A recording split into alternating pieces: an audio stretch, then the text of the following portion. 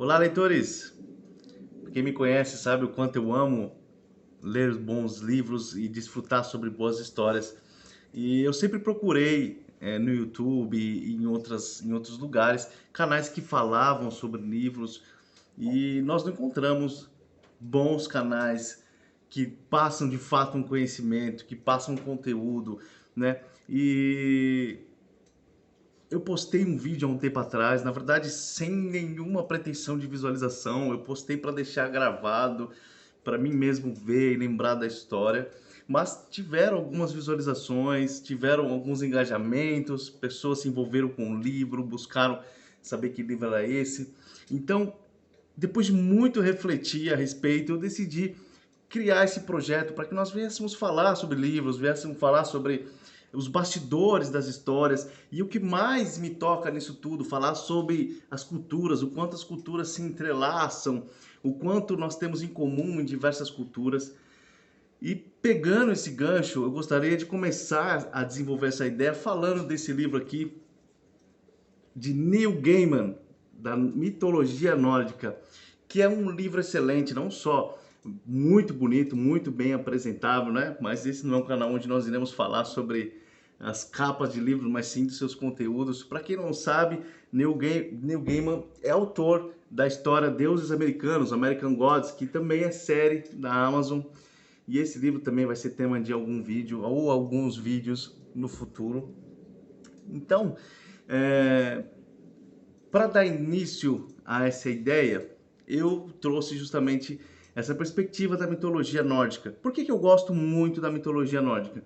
Porque a mitologia nórdica, ela se perpetuou praticamente em sua totalidade via oral.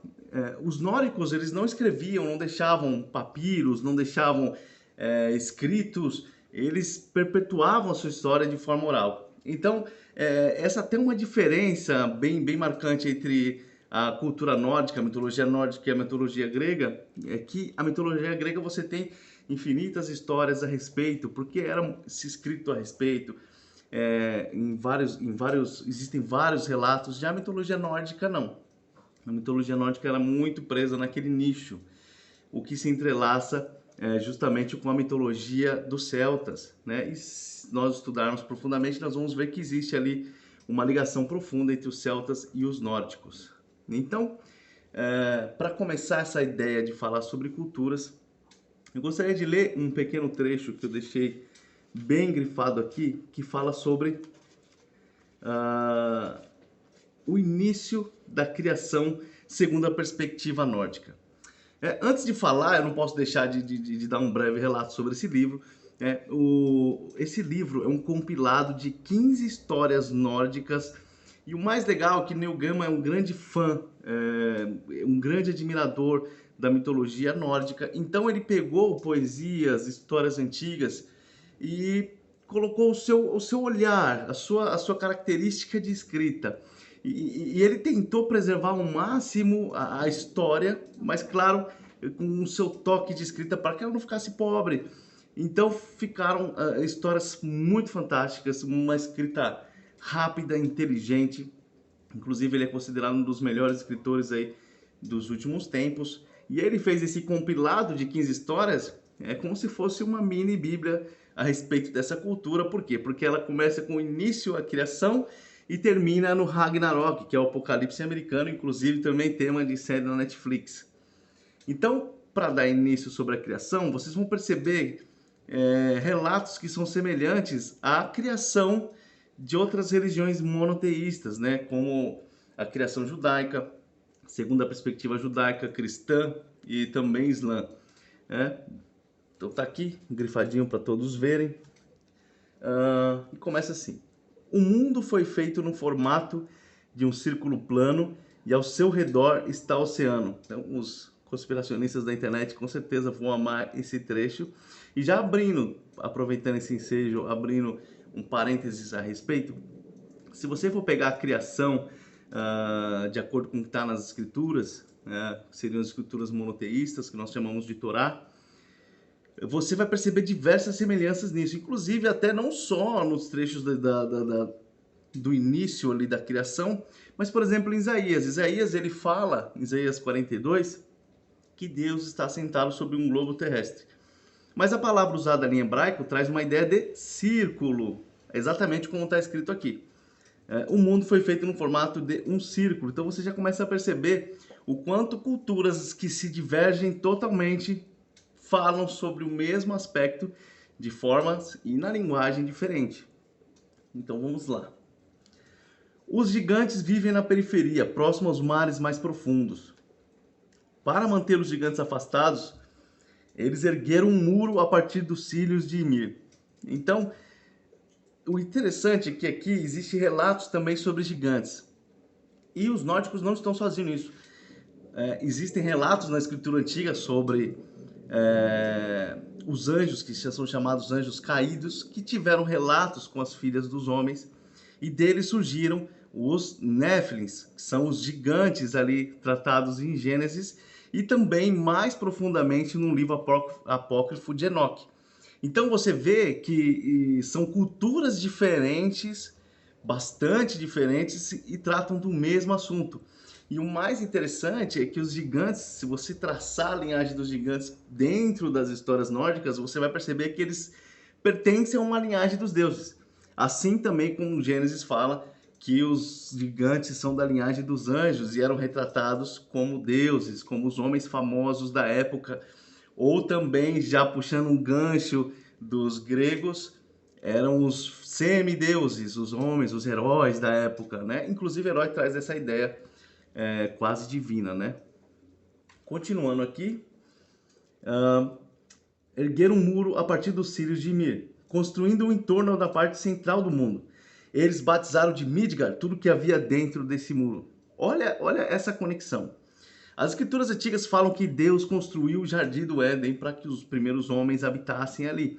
Adão e Eva, então, moraram ali no jardim do Éden, e depois da queda do homem, relatado nas escrituras antigas, ninguém mais sabe o paradeiro do Éden, do suposto Éden, onde os cristãos, os judeus acreditam que será a promessa vindoura do paraíso, onde nós iremos reencontrar com o jardim de Deus. E aqui também, Midgard, era um lugar fechado que os protegiam dos gigantes, era um lugar que os protegiam do mal. Assim como o Éden era um lugar que protegia Adão e Eva ali dos conhecimentos daquilo que era ruim. Então, a partir do momento que o homem peca, que o homem tem conhecimento do bem e do mal, ele já não pertence mais àquele lugar. Ele já conhece o mal, então ele precisa plantar, ele precisa do suor do seu rosto buscar o alimento para sua família. Então, são nuances em onde nós conseguimos entender que existem similaridades, né? E continuando aqui também esse relato sobre a criação, eu acho muito interessante como eles retrataram exatamente, praticamente ipsis literis, a criação das escrituras antigas com o relato nórdico. Por quê? Bom, não existe relação, talvez, dos nórdicos até ali a época em que os vikings começaram a invadir a Europa, e ali eles conheceram os primeiros cristãos. E você vê que antes disso já era propagada essa ideia que eu vou ler aqui, você provavelmente vai ficar muito espantado com isso. Olha o que está escrito aqui. Os deuses pegaram os dois troncos, colocaram-nos de pé na areia, da altura de uma pessoa. Odin os segurou e um de cada vez soprou a vida para dentro deles. Uau! Aqui está falando que na criação do homem, pela perspectiva, pela ótica nórdica, os homens foram criados da madeira, como se fossem bonecos de madeira. E ali Odin soprou, né, em suas narinas a vida. Já no relato das escrituras antigas, a Torá, ela fala que Yahweh Tsevaot, o Criador, ele criou o homem do barro e soprou em suas narinas o fôlego de vida. Isso para mim é fantástico. O quanto essas culturas se entrelaçam mesmo falando teoricamente de coisas distintas. E isso para mim é muito bacana. Então, assim, já deu para perceber que é um livro muito rico. E aqui nós conseguimos conhecer de fato, por exemplo, Neil Gaiman. Ele diz aqui no início, no seu prefácio, que ele começou a gostar das histórias nórdicas porque ele conheceu o personagem da Marvel, Thor. né? Eu também comecei assim, acho que muitas pessoas que vão ver esse vídeo também começaram a ter seu primeiro contato com mitologia nórdica através de Thor. E já o personagem Thor, esse que nos fez aproximar dessa história, é muito diferente do Thor de verdade. O Thor, ele é realmente um ser muito poderoso, mas ele não tem praticamente nenhuma inteligência. Já Loki realmente é um ser extremamente astuto, então você vê similaridades com alguns personagens também de outras escrituras, de outras religiões. E o que é muito bacana. Então, para dar mais uma ideia geral, eu gostaria de falar sobre uma coisa que...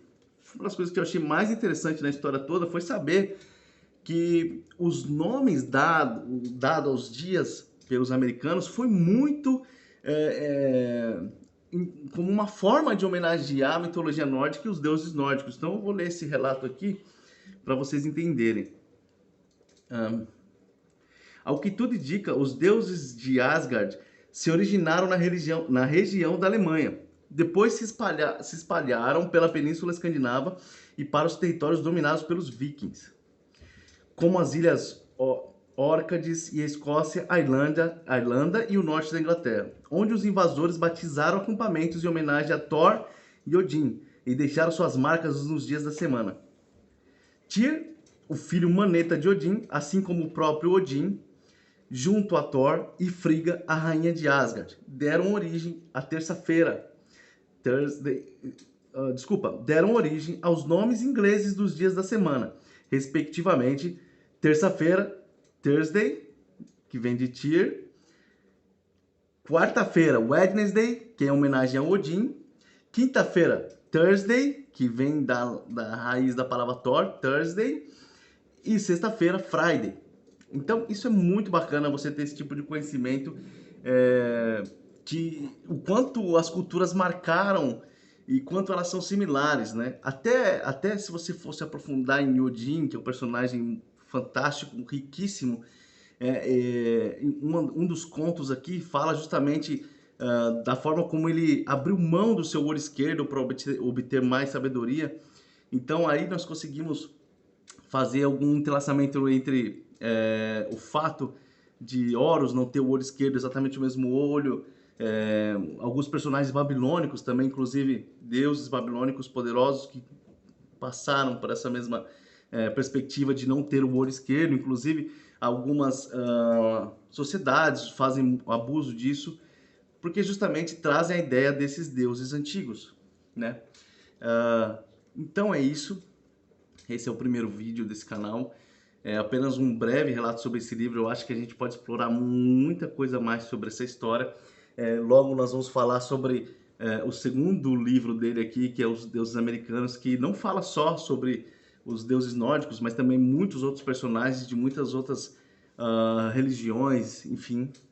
E assim, para finalizar, eu gostaria de pedir que você deixasse a sua impressão.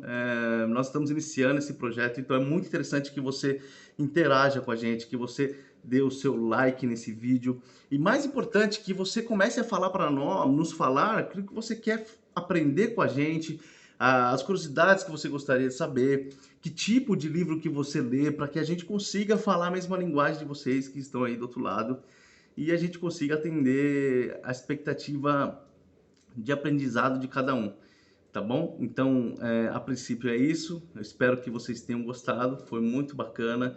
A ideia que nós estamos desenvolvendo é bastante interessante. Então, é isso. Forte abraço e obrigado.